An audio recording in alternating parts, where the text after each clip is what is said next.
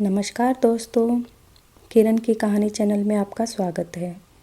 आज की हमारी कहानी है आत्मज्ञान। बड़ी देर से वह प्लेटफॉर्म पर चहलकदमी करे जा रहा था। निराशा के बादल उमड़ घुमड़ रहे थे।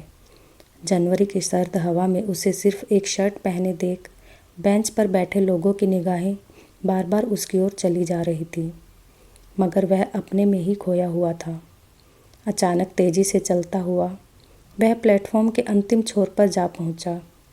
उसने जेब में से एक डायरी निकाली और खोलकर उस पर लिखने लगा, पापा, मुझे माफ़ कर दीजिएगा। आप मुझे समझाते रहे कि जीवन में सारे रास्ते बंद हो जाएं, मगर एक रास्ता सदैव खुला रहता है, भले ही वह हमें देर से मिले।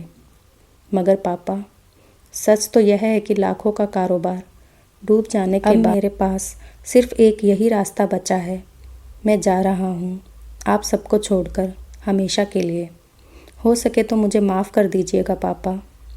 लिखते लिखते शब्द धुंधले पड़ने लगे और आंसुओं की धार बह निकली। वहाँ से उतरकर वह पटरियों के समांतर बढ़ता चला गया। काफ़ी दूर निकल आने पर उसने नज़रें घुमाकर चारों ओर देखा। कोहरे के सिवा दूर दूर तक कोई नज़र नहीं आया।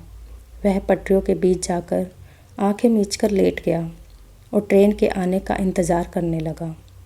बहुत देर हो गई थी, मगर ट्रेन नहीं आई। आंख मीचकर पड़े पड़े अब वह उकताने लगा था। उसने कलाई पर बंधी घड़ी में समय देखा। शाम होने को आई थी। वह उठा और वापस प्लेटफॉर्म की ओर चल पड़ा। वहां पहुंचकर सारणी में सभी ट्रेनों के आवागमन का समय देखा।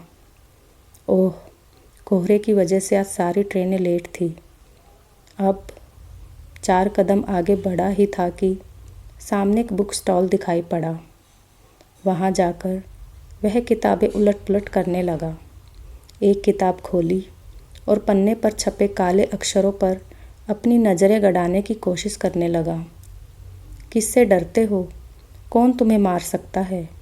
आत्मा न पैदा होती है न मरती है। पढ़ते पढ़ते उसके होंठ कांपने लगे, मगर वह पढ़ता चला गया। क्या साथ लाए थे जो तुमने खो दिया? उसके चेहरे की रंगत बदलने लगी। खाली हाथ आए थे, खाली हाथ जाओगे। तुम जिसे अपना समझकर खुश हो रहे थे, बस यही तुम्हारे दुख का कारण है। किताब पर उसके हाथों की पकड़ कसती चली गई। आंखों से आंसू तेजी से बह चले। अचानक घने कोहरे को चीरता हुआ ढलता सूरज तेजी से चमक उठा और उसकी रोशनी से उसकी आंखें चुंधियाई गई।